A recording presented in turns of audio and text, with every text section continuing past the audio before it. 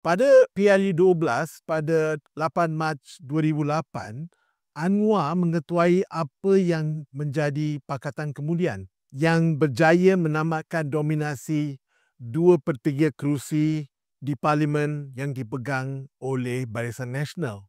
Tetapi Anwar tidak sabar dan tidak merasakan itu cukup pulangan. Langsung tidak. Pada masa itu, Anwar membuat janji yang MP Borneo akan keluar daripada BN sebab mereka boleh dapat lebih banyak sokongan, gulu-gula, apa yang nak panggil lah, daripadanya sekiranya dia menjadi Perdana Menteri. Anwar mendakwa yang pada 16 September 2008, iaitu Hari Malaysia, dia bersama rakan-rakannya daripada Borneo yang dahulunya daripada Barisan Nasional meninggalkan Barisan Nasional dan akan menyertainya untuk membentuk kerajaan.